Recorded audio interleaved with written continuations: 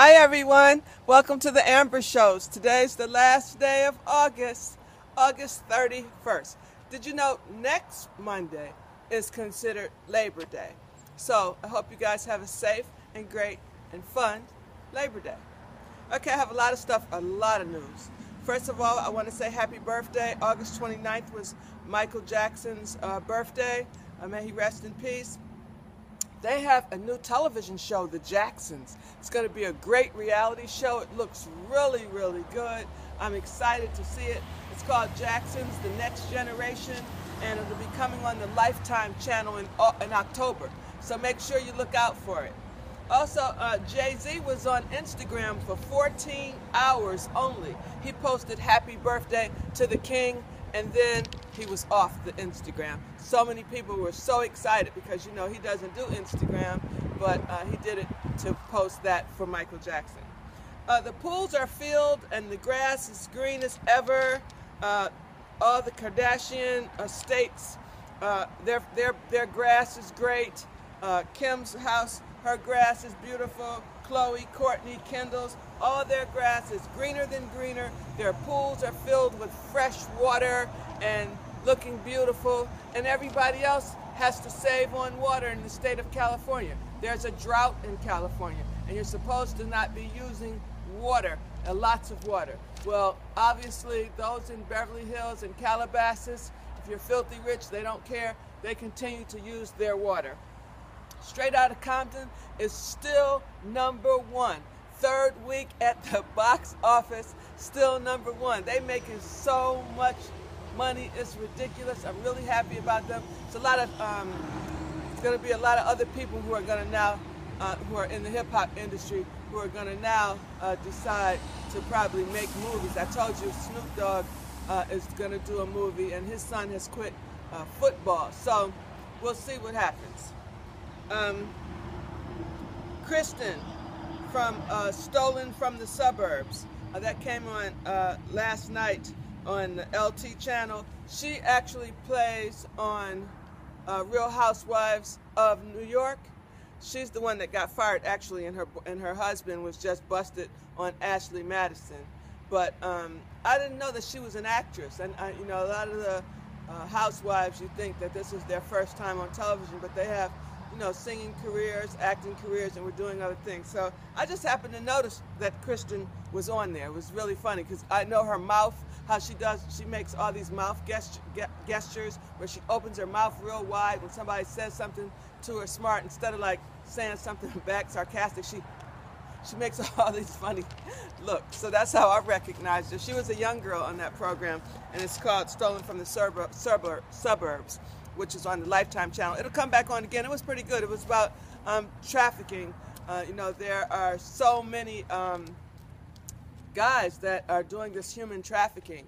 I know it firsthand about it, and it's really, really crazy that these girl runaways, or even just girls who are dating people, meeting people online, and then it turns out they get kidnapped, and then they're held against their will in homes and made to prostitute themselves, and if not, their family are murdered or killed. It was really a good program, and I'm very well aware of this human trafficking. Just recently, over the last couple of years, was I really made more aware of it. The bat-fetching sports dog. This was a great story for me. I love this story. He retired. Miss Babe Ruth is her name, of Greensboro, North Carolina, has been retrieving the bats and the balls for the Class A Greensboro Grasshopper since she was 9 months old. She's a beautiful dog. In 2006, so she has tirelessly retrieved both bats and balls for 649 consecutive games. In 2011, the Grasshoppers built, her name is Miss Babe Ruth, a life-size statue outside the ballpark to commemorate her services. Some hooligan, that's a quote from the article, a hooligan, stole it, and it was returned, though, 2 days later. So she also has a brother who's named Yogi Berra and a niece named Lulu Gehrig. They are also supporting sports dogs, actually, to the team as well.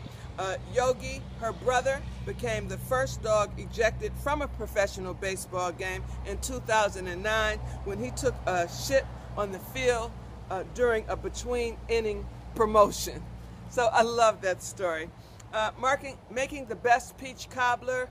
It's time now. The season for the peaches are really good and really sweet. So just peel, pit, and slice your peaches, or get canned peaches. I usually get the canned peaches because you have that juice. And then just toss your peaches with sugar. I use honey and lemon juice, cornstarch, cinnamon, and nutmeg, and let the peaches sit while you prepare the toppings.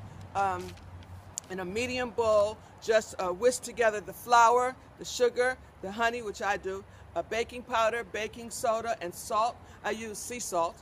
And then add the butter. I use real 100% butter. Use your fingers on the pastry cutter. Work the butter into the dry ingredient until the mixture resembles coarse crumbs. Add buttermilk and almond extract. Stir until evenly moistened but not completely smooth.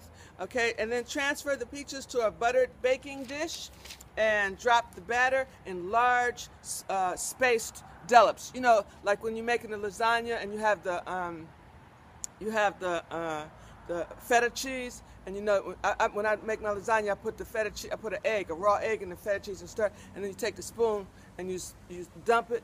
So the same thing with your peaches. Take your mixture and dump it all over your peaches, just on top of the peaches, and then sprinkle a tablespoon of sugar or honey over the batter, and then place the baking dish on a sheet pan in the oven. Bake until the bottom is bubbling and the top is golden. Takes about 4 minutes. 40 minutes, and then let it cool for about 15 minutes, and then serve with vanilla ice cream or whipped cream, and enjoy. This is the season for a good peach cobbler. LAPD body cameras are going to be rolling out today, but footage won't be public. The LAPD won't be making the recordings public only if a criminal or a criminal case is attached to it. Flexible technology. This is really crazy. This is like when I did that story a while back about the head transplant. Almost. It's not quite as bad, but the technology is just so crazy. Flexible technology is in effect. It already exists. Slightly bendable phones are an example. Developers are working actually on a tattoo sensor that will alert your phone even to any of your health changes. Also, researchers are working on stretchable iPads, your iPhones, as well as your computer. So the process is going to be printing thin computer bits, and they're going to be put into fabric. And this allows the technology to conform to various shapes and form factors, such as contours of the human body or curved surfaces that can actually move. Stretchable computers, that's what's coming out, everyone. Sensors that wrap around a person's arm like a sleeve. This would be great for military soldiers. Stretchable computer sensors could also increase the spying capabilities of stealth bombers by allowing manufacturers to wrap sensors around a plane outside the shell. Wow. Okay. Self-driving cars, they're going to be on the road soon, as